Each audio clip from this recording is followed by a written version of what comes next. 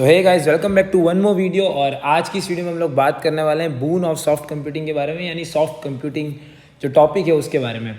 अब ये एक एक्सटेंडेड सब्जेक्ट है आर्टिफिशियल न्यूरल नेटवर्क का, सॉफ्ट कंप्यूटिंग। अब यहाँ पर जिस टॉपिक के बारे में आज हम बात करने वाले हैं, सबसे पहले वो है जेनेटिक एल्गोरिदम्स के बारे में कि जेनेटिक एल्गोरिदम्स चीज़ क्या होती है।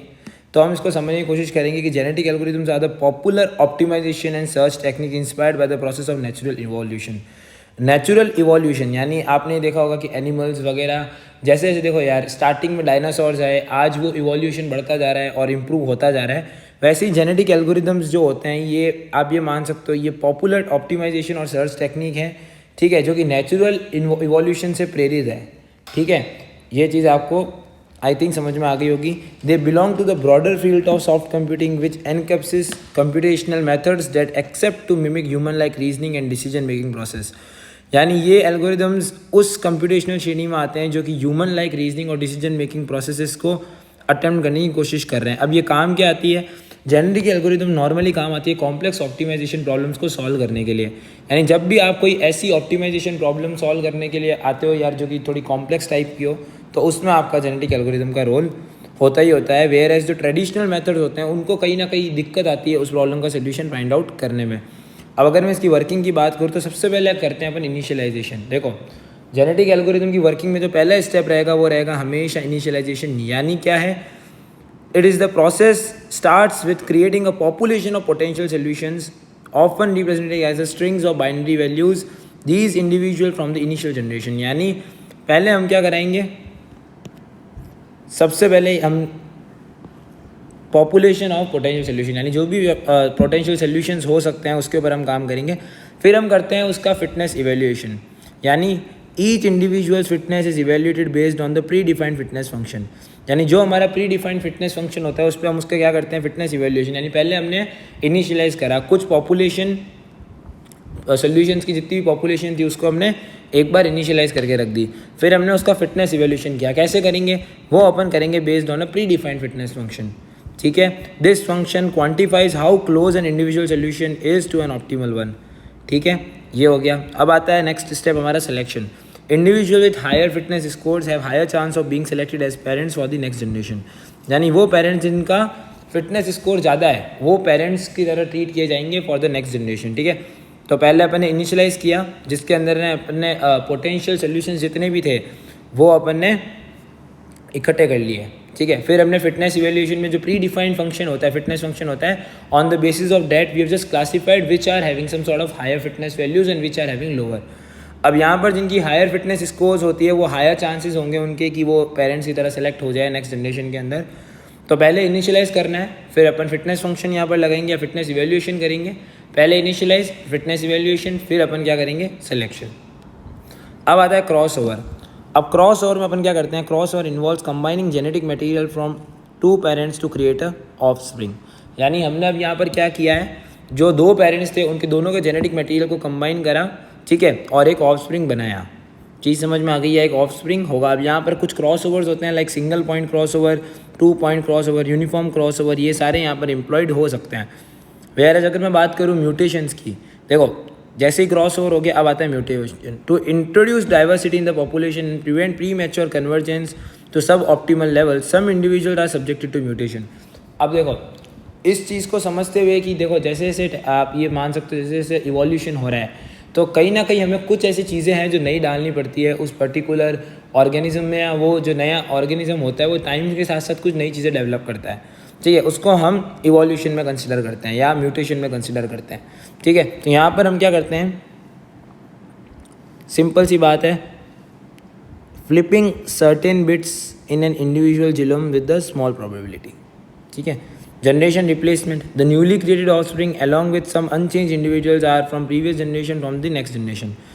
अब यहाँ पर हम क्या करते हैं कि जो न्यू ऑफस्प्रिंग होते हैं अलॉन्ग विद कुछ ऐसे जो भाई पुराने वाली है हम उनको आगे कंटिन्यू रखते हैं। ठीक है, नेक्स्ट जनरेशन के अंदर। अब वापस हम 2 to लेके 6 तक के जो स्टेप है उसको कंटिन्यू करते रहते हैं जितनी अपन को जनरेशन सही हो, जब तक आपका जो एक कन्वर्जेंस क्राइटेरियन है वो मीट ना हो जाए, और at the end algorithm terminates और एल्गोरिदम कंप्लीट्स। तो यहाँ पर सबसे पहले अपन ने क्या करा? इनिशियलाइजेशन, फिटनेस इवेल्यूएशन, फिर अपन क्या करते हैं? सिलेक्शन, सिलेक्शन के बाद अपन क्रॉस ओवर के बाद म्यूटेशंस, म्यूटेशंस के बाद आता है आपका जनरेशन रिप्लेसमेंट होता है, और एट द एंड अपन क्या करते हैं, टर्मिनेशन। चीज़ समझ में आ गई, ठीक है। अब हम बात करते हैं जेनेटिक एल्गोरिथम बेस्ड ऑप्टिमाइजेशन से powerful technique for solving complex, ये चीज़ें हम बात कर चुके हैं, ठीक है। कैसे अपन जेनेटिक एल्गोरिथम बेस्ड ऑप्टिमाइजेशन कर सकते हैं, तो पहले तो problem formulation, clearly define your optimization problem जो कि आप सॉल्व करना चाह रहे हो। This involve specifying then objective function, यहाँ अपन ऑब्जेक्टिव फंक्शन भी यूज़ कर सकते हैं टू मिनिमाइज और maximize any sort of constraints. देखो नॉर्मली आपको कुछ इस तरीके से दिया हुआ होगा ये फंक्शन टाइप, कुछ ऐसा, ठीक है, ऐसा कुछ करके आपको फंक्शन दिया हो सकता है। तो ये एक तरीके का ऑब्जेक्टिव, अब यहाँ लिखा हुआ आएगा या तो इसको मैक्सिमाइज करो या मिनिमाइज करो।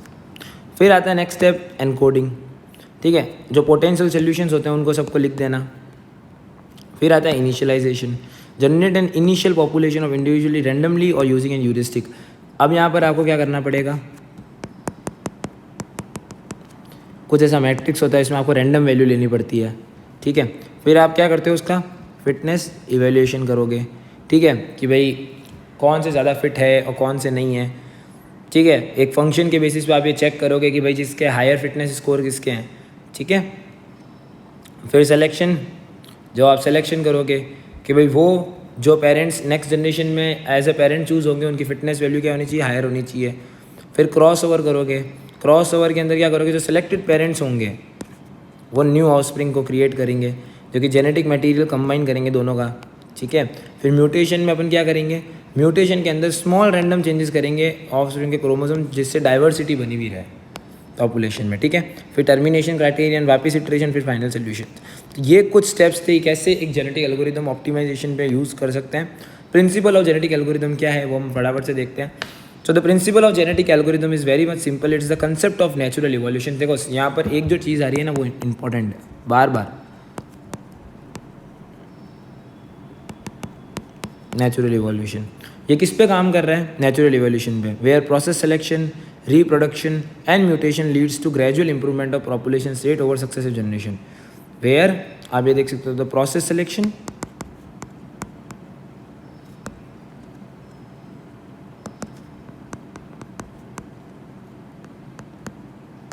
Reproduction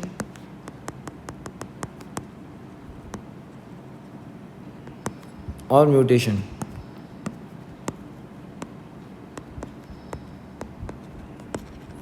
Leeds to improvement in generations. तो ये इसका प्रिंसिपल है। यानी सबसे पहले क्या है, ये एक नेचुरल इवोल्यूशन का प्रोसेस है जहाँ पर म्यूटेशन, रिप्रोडक्शन, इवोल्यूशन ये सारे leads to gradual improvement of population. यानी कुल मिला के ये क्या चाह रहा है कि पॉपुलेशन हमारी इंप्रूव हो, ठीक है, और जो सक्सेसिव जनरेशन हो उसमें कुछ ऐसे चेंजेस हो जिससे वो उस पर्टिकुलर टाइम की रिक्वायरमेंट को मीट कर सके। जेनेटिक एल्गोरिथम में कुछ प्री प्रिंसिपल्स है लाइक पॉपुलेशन। तो जेनेटिक एल्गोरिथम हमेशा एक इनिशियल पॉपुलेशन से स्टार्ट होता है जिसमें सारे पोटेंशियल सोल्यूशन होते हैं उस ऑप्टिमाइजेशन प्रॉब्लम के, ठीक है। फिर आता है फिटनेस फंक्शन जिस पे हम इवेल्युएट करते हैं फिटनेस की, और सिलेक्शन के अंदर हम जो लोग होते हैं जो मतलब एज ए पेरेंट जिसका हायर फिटनेस वैल्यू होता है हम सेलेक्ट करते हैं, ठीक है। The probability of section is proportional to an individual fitness value. यानी ये एक इंपॉर्टेंट लाइन है, द प्रोबेबिलिटी ऑफ सिलेक्शन, कि आपका सिलेक्शन जितना ज़्यादा चांसेस होंगे उतना ज़्यादा आपका डिपेंड करेगा फिटनेस वैल्यू पे। अगर आपकी फिटनेस वैल्यू अच्छी खासी होगी तो सिलेक्शन होगी, आपके चांसेस भी ज़्यादा हो जाएंगे। अब क्रॉस ओवर, यहाँ पर हम क्या करते हैं, कंबाइन करते हैं जेनेटिक इन्फॉर्मेशन को एक पेरेंट से दूसरे पेरेंट से to create an offspring. Mutation की हम बात कर चुके हैं, जनरेशन रिप्लेसमेंट की ऑलरेडी बात कर चुके हैं हम। अब हम बात करेंगे genetic algorithm with direct mutations, ठीक है। तो mutations are typically applied to individual in a population to introduce diversity and prevent premature convergence. यानी क्या है, अब ऐसे तो म्यूटेशन आया क्यों, म्यूटेशन इसीलिए आया सबसे पहला to prevent premature convergence. क्यों आया, to prevent premature convergence, ठीक है। Mutations involve making small random changes in individual chromosomes. यानी जो इंडिविजुअल के क्रोमोसोम है उसमें आपने स्मॉल रैंडम चेंज कर दिया, ठीक है, जिससे डाइवर्सिटी मेंटेन रहे। और ये अपन क्यों करते हैं, to prevent premature convergence, okay. अब यहाँ देखो कुछ how direct mutations can be incorporated to N,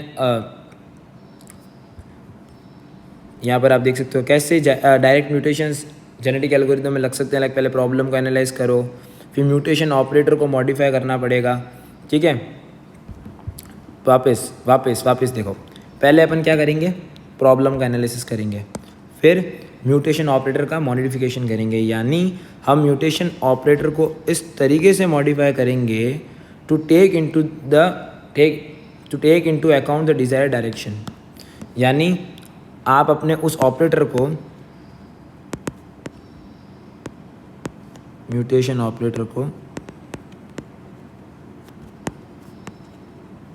desired direction के प्रति मोड़ सकें,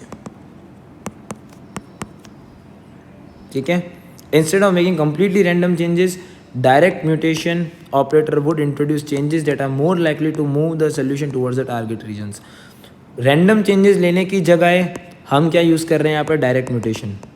क्यों? क्योंकि डायरेक्ट म्यूटेशन हमारे चांसेस बढ़ा देगा कि हम हमारे टारगेट रीजन की तरफ फटाफट जा सके, ठीक है। हमारे टारगेट रीजन्स तक जाने के हमारे जो चांसेस है उसको ये बढ़ा देगा। इसीलिए अब आता है guidance mechanism. Depending upon the nature of the problem you could use the guidance mechanism to guide the mutations.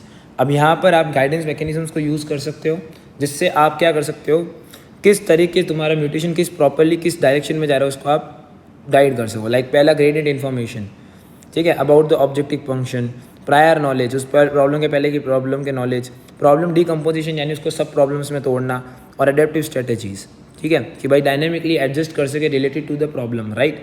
तो गाइडेंस मैकेनिज्म देखो, आपने 3 चीज़ें पढ़ी डायरेक्ट म्यूटेशन के अंदर। पहली हमने क्या बोला, प्रॉब्लम का ढंग से एनालिसिस करना पड़ेगा, second mutation operator modification, and third is guidance mechanism. अब इसमें प्रॉब्लम को तोड़ना, सब प्रॉब्लम्स में gradient information, prior knowledge, adaptive strategy सब आएगी, parameter tuning, evaluation, combination with other operators, termination criteria, ये सब चीज़ें इसमें आएगी, ठीक है। ये एक इंपॉर्टेंट चीज़ है, comparison of conventional and genetic search algorithms. तो अब ये चीज़ देखते हैं, ठीक है, कंपैरिजन क्या है वो चीज़ देखते हैं। सबसे पहला, कन्वेंशनल सर्च जो होता है वो फिक्स्ड पाथ में ही वर्क करता है, ठीक है। कन्वेंशनल सर्च केवल आपका फिक्स्ड पाथ में वर्क करता है, whereas genetic algorithm trial and error use करता है। कन्वेंशनल सर्च स्पेसिफिक सोल्यूशन की तरफ ले जाता है, जेनेटिक एल्गोरिदम बेस्ट सोल्यूशन की तरफ जाता है, ठीक है। यहाँ पर कोई रैंडमनेस नहीं होती, जेनेटिक एल्गोरिदम में रैंडमनेस होती है, ठीक है। कन्वेंशनल सिंपल एंड डायरेक्ट है, बट जेनेटिक कॉम्प्लेक्स है बट पावरफुल है।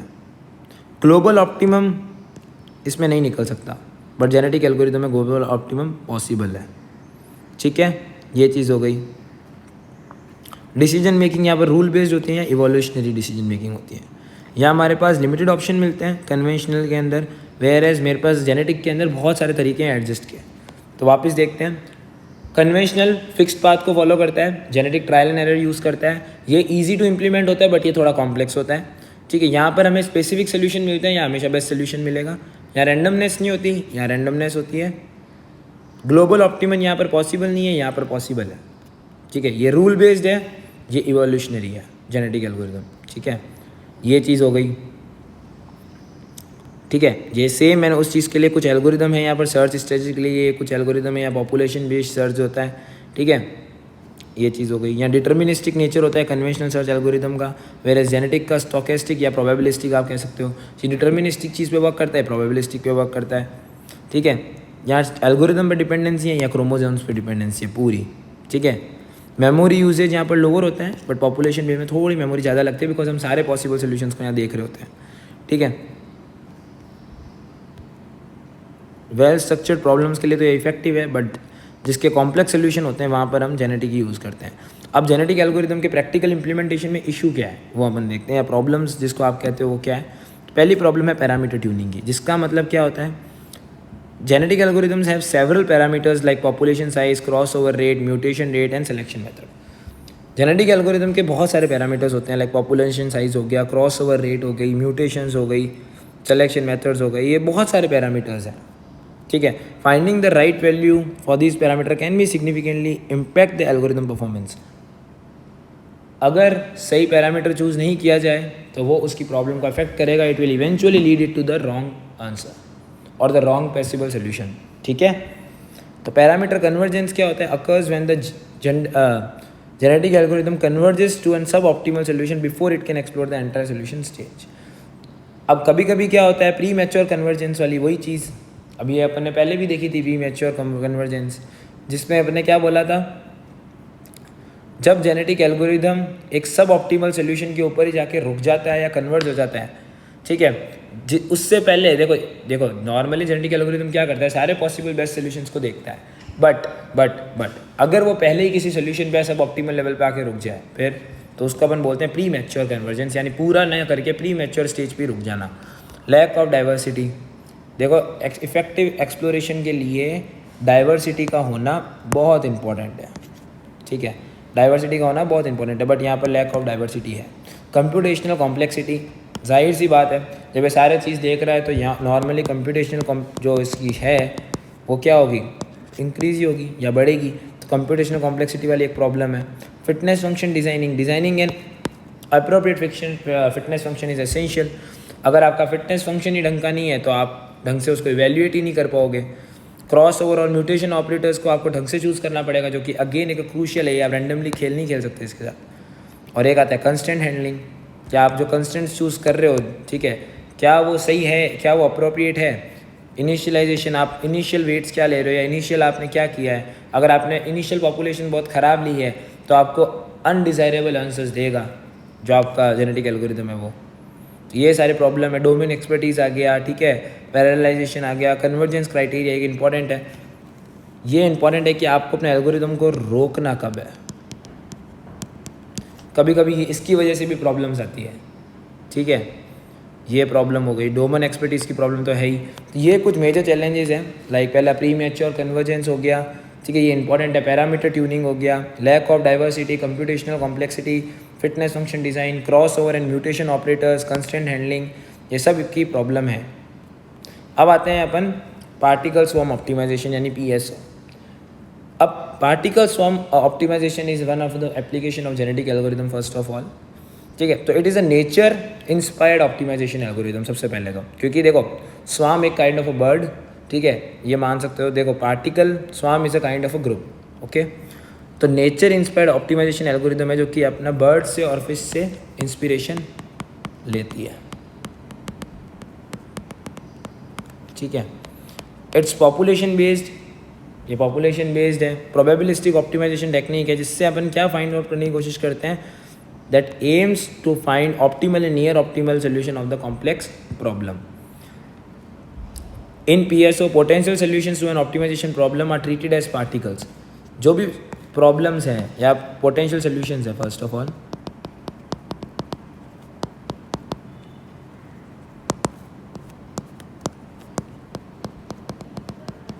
वो potential solution को as a particles treat करते हैं, पहली बात, ठीक है। These particle move through the search space to find the best solution.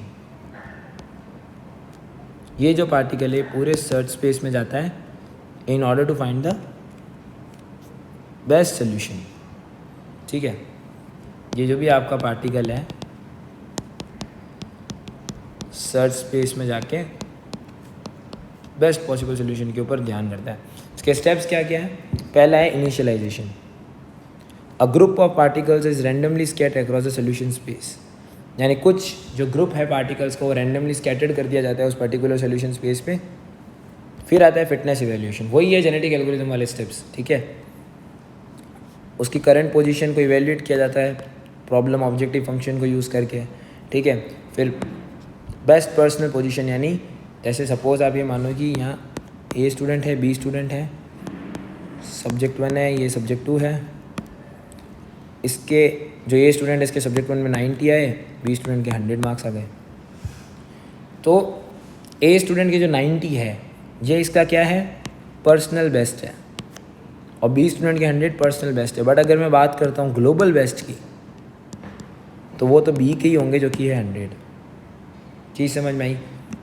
Next exam हुआ सब्जेक्ट 2 का, इसमें इसके 200 आ गए और इसके सपोज 500 आ गए, तो ये इसका पर्सनल बेस्ट है, ये इसका पर्सनल बेस्ट है, बट ग्लोबल बेस्ट अब क्या हो गया, ग्लोबल बेस्ट यहाँ का क्या हो गया 500। तो इस तरीके से कंसेप्ट है, ठीक है। फिर अपन बेस्ट ग्लोबल पोजीशन निकालते हैं। ठीक है। फिर अपन उसके मूवमेंट को अपडेट देते हैं। ईच पार्टिकल अपडेट करते हैं अपनी वेलोसिटी और पोजीशन को बेस्ड ऑन द फार्मूलाज, ठीक है। जो भी अपने फार्मूला है उसको यूज़ करके अपन ये चीज़ डिराइव करते हैं।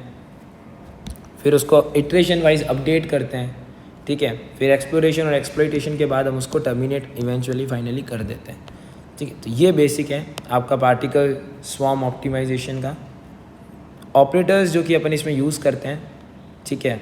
ऑपरेटर्स पहले बेसिकली तो होता क्या है, यहाँ पर दो बेसिकली ऑपरेटर यूज़ होते हैं, टू की ऑपरेटर्स हैं। पहला टू अपडेट पार्टिकल वेलोसिटी और एक है पोजीशन, वेलोसिटी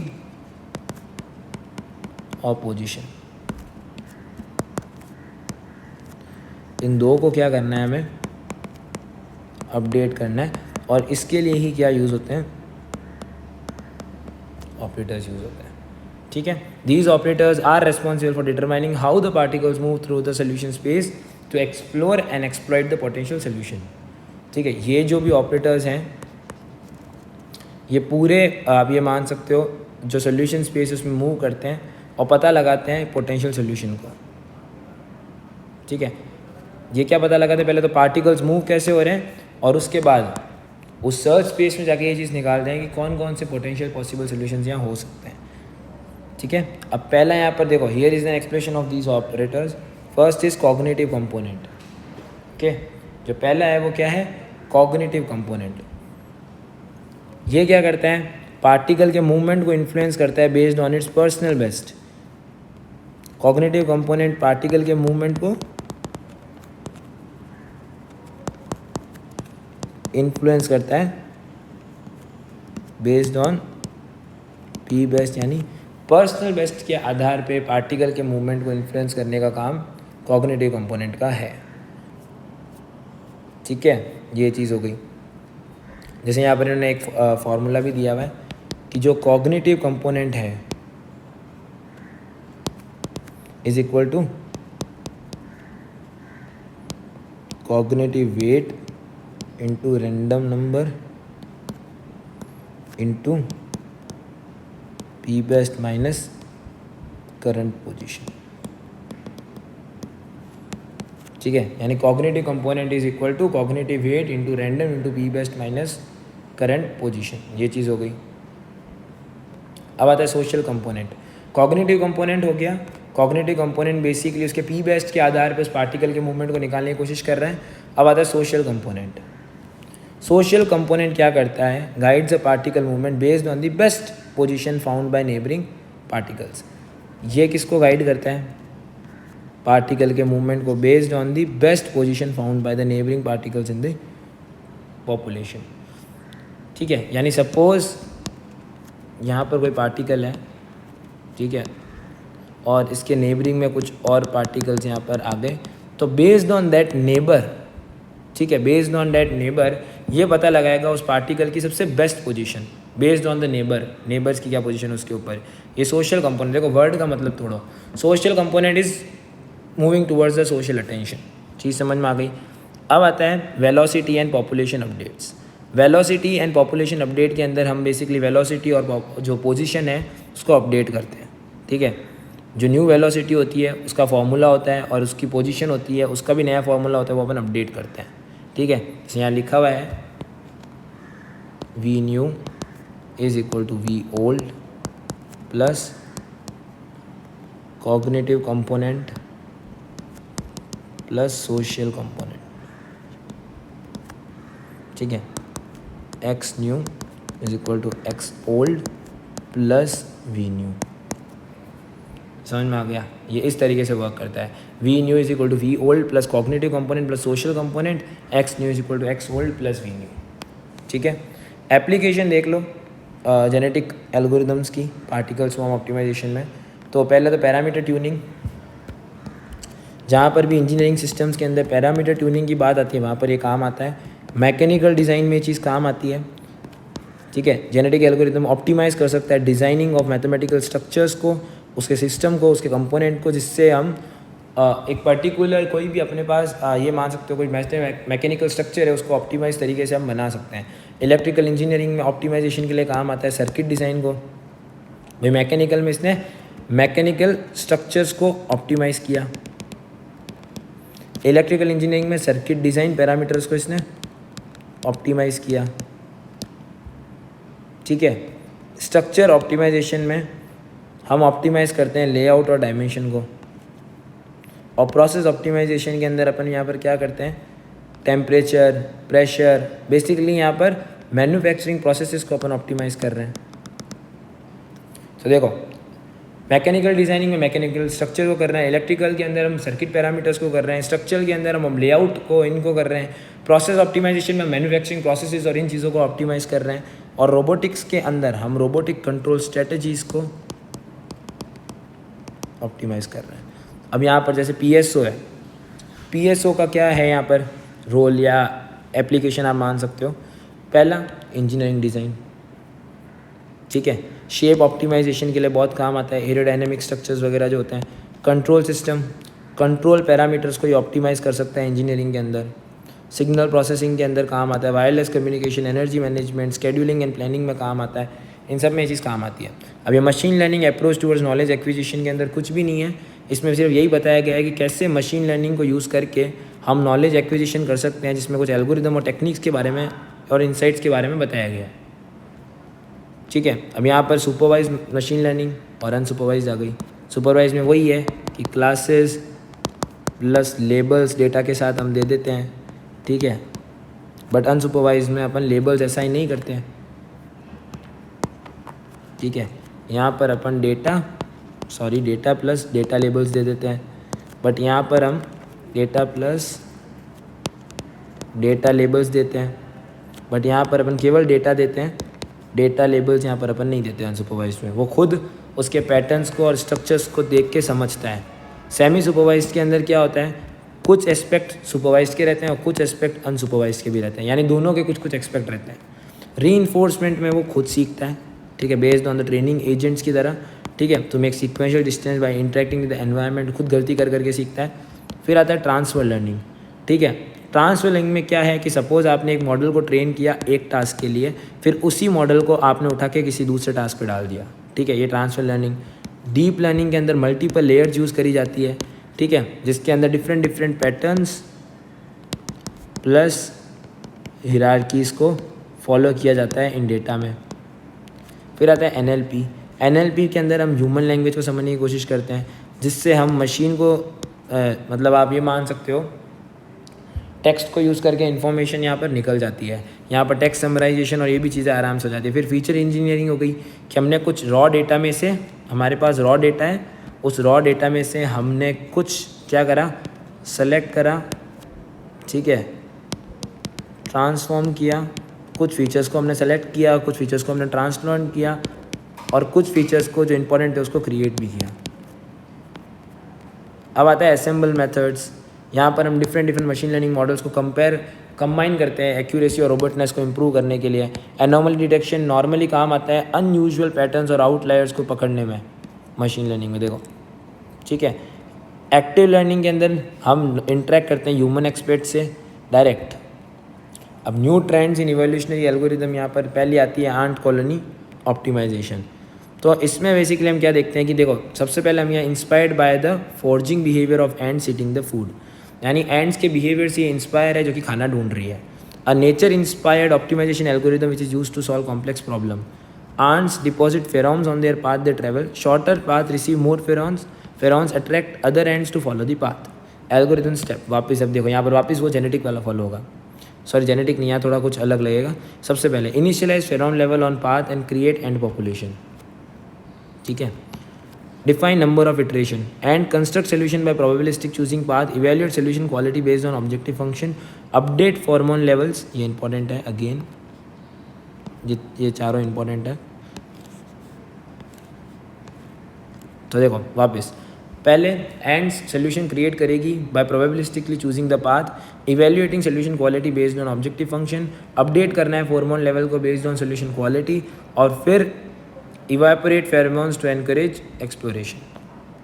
अब कंपोनेंट्स के अंदर देखो, जैसे delta pheromone is equal to 1 upon solution quality, ठीक है। ट्रांजिशन रूल आ गया। Probability of choosing a part depend on the pheromone level पे डिपेंड करता है। Application network optimization, vehicle routing problem, task allocation. Advantages इसके क्या है? Simulates adaptive behaviour of ants leading to effective exploration, find solution in complex and dynamic environment suitable for problem with discrete solution space। challenges क्या है? sensitive to parameter changes, settings may converge to suboptimal levels if not fine tuned। ठीक है, जो कि अपन ने पहले देखी ही थी। अब यहाँ एक्सटेंशन और वेरिएंट्स का एक मैक्स मिन एंड सिस्टम है जो कि फेरोमोन लेवल को कंट्रोल करता है with bounds. And colony system जिसमें लोकल सर्च और अपडेट्स होते हैं जिससे आप सोल्यूशन की क्वालिटी इंप्रूव कर सकते हो। Comparison with other algorithm focus on exploration exploitation. तो कंक्लूजन क्या है इसका कि that ant colony optimization leverages pheromone based communication to find optimal and near optimal solutions in complex optimization problem that require careful parameter tuning and domain specific adaptation for best results। ठीक है, अब आता है ant system, a fundamental algorithm in ant colony optimization family. It is developed by Marco Dorigo in 1992। Basic concept क्या है? वापस and फेरमन वहाँ पर छोड़ के जाएगी, फॉर्मन दूसरी एंड्स को लेके आएगी। Aims to find optimal and near optimal solutions. Algorithm से इनिशियलाइज करो फॉर्मन लेवल को on path and create and population. यानी पहला initialize pheromone level on paths,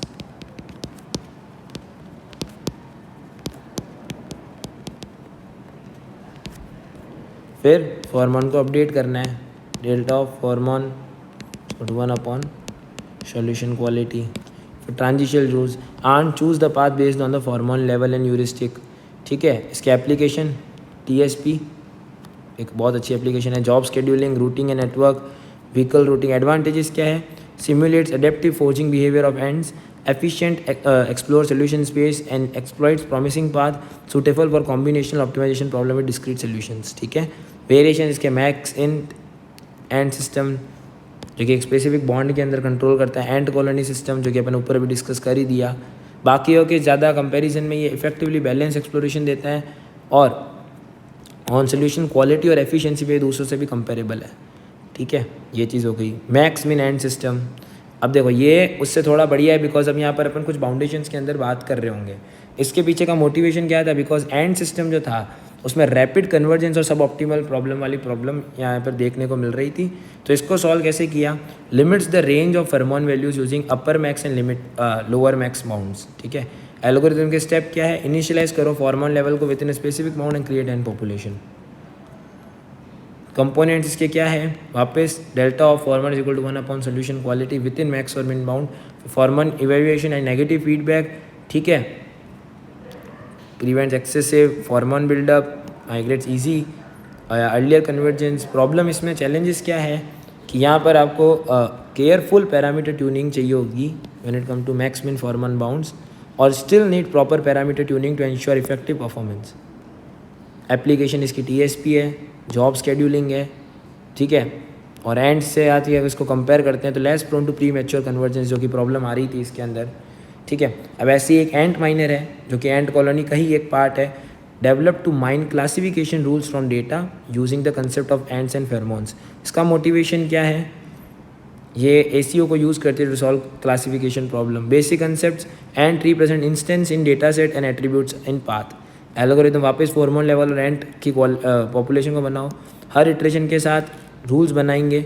ठीक है, इवेल्यूएट करेंगे रूल की क्वालिटी को, अपडेट करेंगे, फॉर्मल लेवल्स को इवेपोरेट करेंगे। कंपोनेंट्स वापस वही, अब बस एक इसमें फ़र्क है कि जो फॉर्मन वाला है ये डायरेक्टली रूल क्वालिटी पे वर्क करेगा जो कि नॉर्मलाइज होगी बिटवीन 0,1। ठीक है, ये चीज़ हो गई। इसका डेटा माइनिंग में काम आता है, पैटर्न रिकग्निशन में काम आती है। ठीक है, अब आता है आर्टिफिशियल बी कॉलोनी। तो ये भी नेचर से इंस्पायर्ड एक एल्गोरिदम है, ऑप्टिमाइजेशन टेक्निक है जिसमें हम हनी बीज के ऊपर बात करते हैं। ठीक है, बेसिक कंसेप्ट ये है कि artificial honey bee potential solution represent करती है एक सर्च स्पेस के अंदर। तो एम्प्लॉय बी को एक्सप्लॉय मतलब बी को छोड़ दिया जाता है एक्सप्लोर एंड सोल्यूशन के लिए। ठीक है, एल्गोरिदम वर्क कैसे करता है? पहले तो पॉपुलेशन को इनिशियलाइज करो जिसको आपने छोड़ा है और रैंडमली जनरेटेड वैल्यूज़ के साथ या सोल्यूशंस के साथ। अब हर इटरेशन के साथ बीज अपने सोल्यूशन को इम्प्रूव करेगी bye exploring and exploiting neighbouring solution. Fitness निकालो। अब ऑन लुकर बीज जो होती है वो सेलेक्ट करेगी किसको, सॉल्यूशंस को, on the basis of probability based on fitness, ये सेलेक्ट करेगी। स्काउट बीज जो होगी ये जनरेट करेगी न्यू सॉल्यूशंस। एम्प्लॉयड बी जो होगी ये अपडेट करेगी,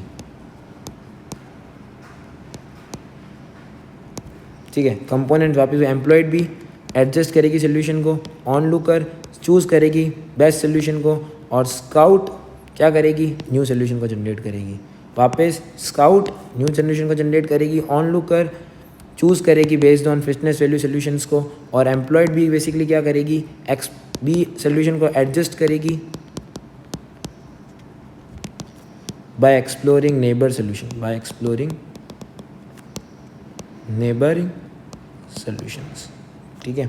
एडवांटेजेस क्या है, ये आपको बैलेंस एक्सप्लोरेशन और एक्सप्लॉइटेशन देती है। सबसे पहले एप्लीकेशन ऑप्टिमाइजेशन, इंजीनियर डिज़ाइन में तो आप हर जगह इंजीनियर डिज़ाइन डाल सकते हो, ठीक है।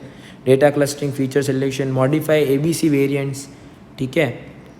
कंक्लूजन, ये बी फोर्जिंग बिहेवियर को यूज़ करती है to optimize complex problem, require parameter tuning and adaptation for best performance. अब आता है cuckoo search algorithm. Cuckoo search algorithm basically क्या है, ये भी एक नेचर से इंस्पायर्ड एल्गोरिदम है, ठीक है।